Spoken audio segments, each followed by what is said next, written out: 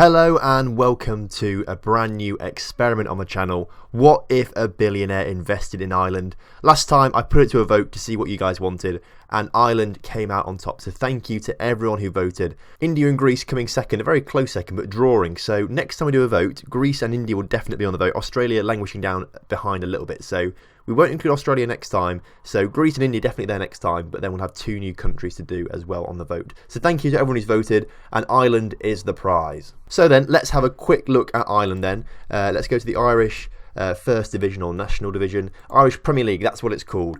So what have we done? We've gone into every single team and given them £1 billion, £1 billion transfer budget, and £5 million in wage budget. We've also changed everyone's training facilities, youth recruitment, junior coaching and corporate facilities to the maximum they can be, 20 out of 20. So, fingers crossed, we're going to see a lot of improvement in the Irish Premier League. It's currently the 57th most reputable league in Europe, so a bit higher than it was the Welsh Division. The Welsh Division was a lot lower than this, so we're starting a little bit higher up. Hopefully we'll get higher quicker as well, so hopefully we'll see some of these teams do some bits for us in the international and European competitions and things like that. However, we've not just done the Irish Premier Division. Oh no. We've also invested all this money into the Irish First Division as well, the 136th most reputable league. So we can see how far this goes up as well. That'd be interesting to see. But I'm very excited to see what kind of results we're going to see, because if there's two leagues now with so much money in it, will they both be as good as each other in a way? Will the Irish First Division catch up with the National Division, or will they stay behind a little bit, but will the competition be as high? Will some of these players be happy to play in the second division, for example? So what we've done then, Wexford is the last team that I have not put anything into yet. So I'm going to the in-game editor, edit the club details, we go straight to finances, change the team to professional, and then put in £1 billion. So that's 1 0 and 1, 2, 3, 4, 5, 6, 7, 8, 9 zeros behind it, £1 billion. We do the same for transfer budget as well, and then we go to the wage budget and have to put 5 million because that's the maximum we can do. So 5 million in there. We then go to facilities as well, and we change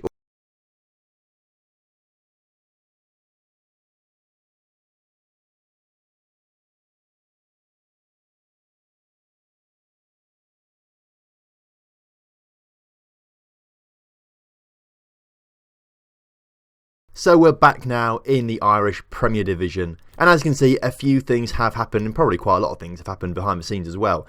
First of all though, the Irish Premier Division has moved at the 44th in the competition rankings. However, that doesn't include this previous season. That says 2019, 2018, 2017. I don't think that's quite updated itself yet for next part. So 44th is still pretty good, but I think pretty soon it will move up, perhaps into the top 40, something like that, so that's quite cool to see. As you can see though, Dundalk won it twice before Cork City won it in the season we've just had. Let's go and find out what has happened across all divisions and across all teams as well. So back to the 2017 season then, very, very tight between the top two teams there. Dundalk beating Shamrock Rovers by 2 points, very, very narrowly there.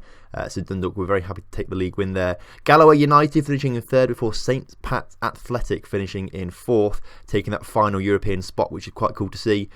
Derry City, Finn Harps and Drogheda United also being relegated there. Derry, I think, are meant to be one of the better sides in the Irish leagues, but apparently they haven't done that well in this experiment so far, which is interesting to see at least.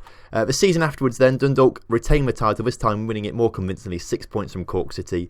Shamrock finishing down in third and St Pat's in fourth. And this time only Waterford being relegated. In fact, has that changed? There was 12 in the season before, and this year was only 10, which it was a bit odd. I don't know why that's changed, but it has changed for whatever reason, which must mean that the second division has got a few more teams in it now. And then the season we just had, Cork City winning the league and a huge margin with 87 points. Shamrock Rovers finishing in second on 75. Dundalk with 62 points and St Pat's on fourth in 52 points. But they've not got a European spot, which means perhaps the winner of the cup gets one as well. If we look down here, continental competition, second to fourth get European Cup qualification, depending on the winner of the Senior Challenge Cup, which has just been played, and Wexford won it. So Wexford will be in the Champions League or the Europa League next season, which is quite cool to see. Now then, let's have a look at the second division, see what's happened there as well. So in that first season, Waterford winning the title quite convincingly. beating Shelbourne to the title on 70 points. Season afterwards, though, a few more teams in there. Derry City finishing first this time, bouncing back up after being relegated. Shelbourne once again finishing second, so not too far off the title, but doing all right for themselves. University College Dublin finishing right down at the bottom, which is a bit different to what we've seen with Cardiff Met. Cardiff Met became the best team in Ireland, but University College Dublin not becoming the best team in Ireland, probably actually being one of the worst, which is not good for them. And then, of course, the season we just had, Longford get promoted, Shelbourne finishing down 6th after 2 close promotions, Drogheda United in 2nd, but Wexford arguably should have come last. You know, if UCD had some better results, for example, could have come last in the Irish First Division, but have got Europa League football next season, which will bring us some extra money, some more reputation. So expect to see them get promoted in, you know, a few seasons' time, maybe. I think that's going to be something. UCD, though, once again finishing bottom, so I don't think we're going to have another Cardiff Met University, unfortunately. So that's what's happened then across all the divisions. Dundalk clearly been the best team so far, so let's check out what they've done and see if they've managed to do anything in Europe. Now, because it's a little bit weird, and Dundalk start their season, or the Irish division start the season in February, we have to scroll down a little bit to see the Champions League. But they lost to Copenhagen in that first leg, unfortunately, so not too good for them. Season afterwards, though, they were once again in the Champions League, and they got all the way through to the second qualifying round before losing to Copenhagen again. Then came up against Vadar in the Euro Cup third qualifying round to set up a tie against Cluj. Won the first leg 3-1, but then lost the second leg 4-1, unfortunately. So, unfortunately for Dundalk, they couldn't get into any Europa League group stages, which would have been quite an achievement within a season, which is amazing. And then the season we've just had, they've gone all the way through to the Euro Cup fourth qualifying round, but lost to Red Star Belgrade this time, unfortunately. So they've come close to the group stages, but not quite got there yet. Cork City then, how have they done? In the first season, not too well. They're in the Euro Cup, but didn't do particularly well. Lost in the first qualifying round, which was poor. The season afterwards then, where are they? They're down. In fact, they didn't get anything in the season afterwards, so that's very bad for them. And then the season we've just had, I can already see Europa League Group L. So clearly they've done pretty well for themselves, getting through all the qualifying rounds against Dinamo Brest, Cluj, Partizan, Lokeren, before coming from the group stages against Tottenham, Feyenoord, and Hoffenheim, losing all 3 of those games, unsurprisingly. And they've still got a few more games to play in that, but I don't think they're going to do too well, especially after another 3-0 loss after Hoffenheim. So I think they're going out. But well done to Cork for getting to the Europa League group stages already, which is absolutely crazy. We'll look at their transfers in a minute, but I mean, they must have made some serious transfers to be able to get into the Europa League group stages. Shamrock Rovers, also a team that have been up there in the previous few seasons. If we go back to the 2017 season, if we look all the way down, they got all the way to the Europa League playoffs, losing to Everton 3-0 actually in the end. But that was a fantastic first season for them. Must have had some real good recruitment to be able to do that. But losing to Everton, unfortunately, there. Got past some decent teams as well, to be fair to them. So well done there in that first season. Season afterwards, once again in the Europa League, getting this time to the third qualifying round, but losing to Villarreal 6-0 on aggregate. Obviously, expected, I suppose, Villarreal, a very, very decent side. And then the season we have just had, they're in the Europa League once again, but get knocked out in the second qualifying round. This time by Omanoia, which is a bit unlucky for them. You know, they've done well in the previous season. They'll be disappointed with that. They've already got fixed for next season, not just a friendly, so I thought they might be in Europe again, but obviously not, which is a bit of a shame. And then the other team that was sort of up there a lot was St. Pat's Athletic. Now, let's see how they have done the previous few seasons. Go back to 2017. They weren't in anything that first season, but they must have been the second season because they finished high enough up. And they got knocked out in the Euro Cup second qualifying round there, which is a bit poor, but you know, that's only compared to how other teams have done, like Shamrock Rovers, for example.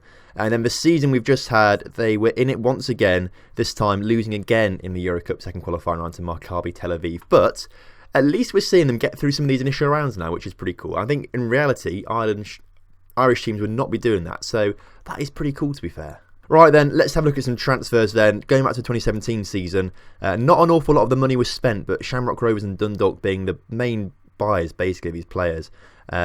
Names that I'm trying to look out for, names that I know. I recognise Adam McDonald from Ipswich, to be fair. I recognise that name. I feel like I should recognise the Peterborough name, but I don't, unfortunately. So there's no real huge names coming in this first season, but £425,000 is the biggest transfer. Season afterwards, though, things do go up. Thomas O'Connor from Southampton to Cork City for £2.7 million, rising to £4.2 million. Is a pretty decent one, to be fair. Conor O'Grady also comes in from Sheffield Wednesday to Cork City for £450,000 as well. But the rest of these transfers, at least the highest ones, do just seem to be into Irish teams. So nothing too crazy going on right now as you scroll down, things like that. And the season afterwards, literally is the complete opposite. Oh my God. I mean, I literally have no idea what's just happened here. We've gone from 2.7 million and into Irish transfers to 40 million, rising to 51 million, and just players coming in from all over the world.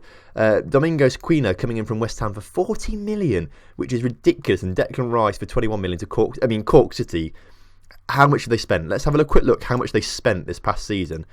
Transfer history.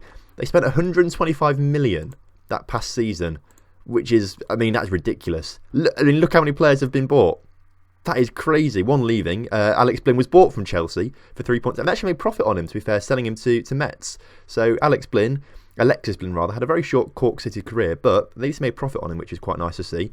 But just looking at the players they brought in, no wonder they won the league so empathetically this past season. I mean, Lucas, Sergio Romero, David Mailer. I mean, they've got some quality players coming in, and all of those transfers over £1 million as well, which is crazy. Cork City, absolute spenders this past season, and everyone else is left behind in the dust really with the amount of money they've been spending. So no wonder Cork have done so well. I mean, that is the surprise, I think, of the whole thing.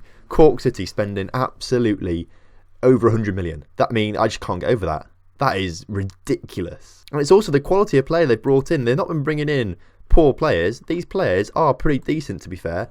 They've played pretty well as well. So youngsters as well, some of these players as well, which is quite interesting. You know, they're obviously investing for the future, I suppose, and things like that, bringing some young players. But I mean, I'm shocked by this. That is crazy. Let's look at the Irish team then. Let's see what's going on here. Are there any teams? Yeah, Declan Rice is playing for Cork City, but he's the only player in the Irish national team that's playing in the Irish leagues at the moment. But that's pretty cool, to be fair. An Irish player playing in the Irish leagues for the national team. I mean, that's quite cool. But we're more interested in looking at, so that's the wrong thing to click. We're more interested in looking at the regens and the under-21 squad and things like that. A lot of Cork City players currently playing in the under-21 side, which is pretty cool to see.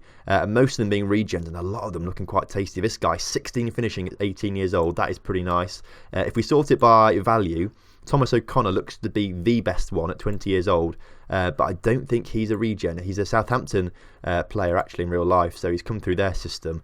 David Doyle, is he a regen? He's a regen, and a regen of Shamrock Rovers actually. Cork City buying them up, so they're clearly buying up all the youngsters there. Once again though, a striker, 60. This could be the guy I just showed you. I didn't even check his name, but 16 finishing. Could be for two players, could be just this one guy. I don't know, I can't remember now, but that's pretty tasty. If we look at the under-19 squad as well, a few players within Irish system there. Dylan Byrne for Derry City is the most expensive though, 180k, a goalkeeper, and has actually got some quality stats for a goalkeeper. 16 determination, 18 bravery, things like that. Area reach 11 is pretty decent for, I mean, he's about my height, 6'3" or so. But jumping reach, natural fitness, he's got some decent stats on him, this guy. He could be a big star for the future, so we'll make a note of him. And look forward to seeing him in the future. But some nice regens coming through. Hopefully that means the Irish national team will become a force in world football. Unfortunately though, they have lost quite a few of the Euro Cup qualifying stages for the 2020 Cup. But did they get to the World Cup? They did get to the World Cup, but lost in the group stages every single game. So nothing too exciting there, unfortunately. Right, well I think that brings it to the end for this first episode. It's been a bit of a crazy one already, I think. The amount of money that Cork has spent is ridiculous. So I'm looking forward to seeing what we do next time. Next time we'll go 5 years into the future and see what's happened. But I mean, it's got to be more crazy than this. This is just the start, and it's already been pretty crazy. So I'm looking forward to seeing next time.